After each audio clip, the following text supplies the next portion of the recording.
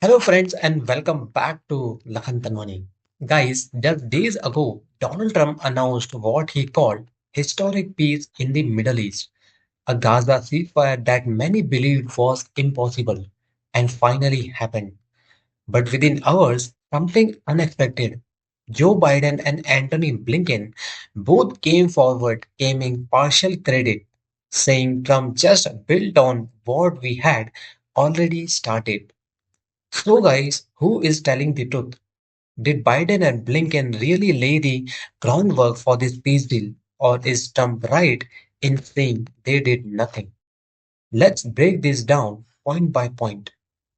So, guys, what is the ceasefire deal? First, have a light on this. Trump's Gaza deal is being hailed as a major breakthrough. It's a 20-point plan that includes a full ceasefire between Israel and Hamas. Second is the release of remaining hostages, a gradual Israeli withdrawal from parts of Gaza. And fourth is under massive humanitarian aid surge into the region. The announcement was made in Egypt with more than 20 world leaders present, including Egypt, Saudi Arabia, and Turkey. Trump declared the Gaza war is over. The Middle East is now on the path to peace. But while Trump claimed victory, Biden and Blinken immediately stepped in, saying the peace didn't start with Trump, it started with us. So, guys, what is the Biden and Blinken's claim? Let's first understand what they said.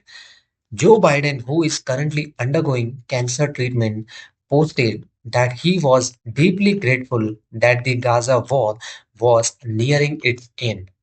He added, the road to this deal was not easy.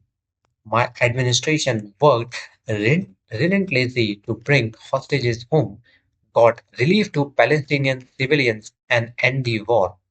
He even gave Trump some credit, but subtly reminded everyone that his own administration had done the groundwork. Antony Blinken went further. He said Trump's 20-point peace plan was actually based on a plan developed by Biden administration earlier this year. According to Blinken, the US under Biden had already prepared a post-conflict plan for Gaza after long discussions with Arab nations, Israel, and the Palestinian Authority. So, in simple terms, Biden and Blinken are saying, we built the foundation, Trump just painted the house. So, guys, what is the Trump's response on this? Of course, Trump fired back immediately. When reporters asked him about Blinken's comments about Air Force One, he said, everybody knows it's a joke. They did such a bad job. This should have never happened in the first place.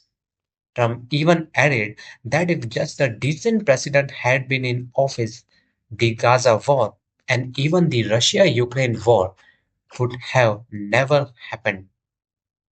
He is clearly framing this not as a continuation of Biden's work, but as a total correction of Biden's failures.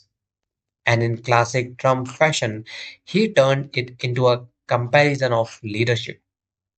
He said, they talk and I act. So, guys, who is actually right? Now, let's look behind the political drama and focus on the timeline. Back in January 2025, the Biden administration did broker a short ceasefire. It managed to release about 135 hostages, but the deal collapsed within weeks when fighting resumed. However, that effort did create diplomatic channels involving Egypt, Qatar, and Turkey that were later reused in Trump's negotiations. So, in that sense, yes, Biden and Blinken did leave behind a framework of talks and trust between mediators. But Trump's team took those loose frameworks and transformed them into something concrete. They created a comprehensive post war plan, convinced Israel to agree to partial withdrawal, and even got Arab states to pressure Hamas into compliance. That level of coordination didn't happen before. Trump personally made world leaders in Egypt directly push for terms on disarmament and aid and announced the agreement himself. So, yes, Biden's team built some early groundwork, but Trump's administration did the heavy lifting to get the deal finalized. In short, Biden laid the pipes, but Trump turned on the tap. So, guys, what are the risks and challenges ahead to this? Now, here is the part you most media won't tell you. This ceasefire looks good on paper, but it's fragile. Hamas has not yet agreed to full disarmament. Israel's withdrawal is only phased and depends on Hamas compliance. And the Gaza governance issue, who actually rules once the dust settles, is still unresolved. If the issues aren't managed carefully, the ceasefire could collapse just like the one earlier this year. Experts warn that this historic peace might just be a temporary calm before another storm. So, guys, our topic is who deserves the credit. Honestly, both sides have a piece of the truth. Biden and Blinken created the early frameworks and diplomatic contacts that made the final deal easier. But Trump's team is the one that actually sealed the deal, got signatures, and made it a global headline. In politics, everyone wants to be the hero of history, but peace is rarely the work of one man.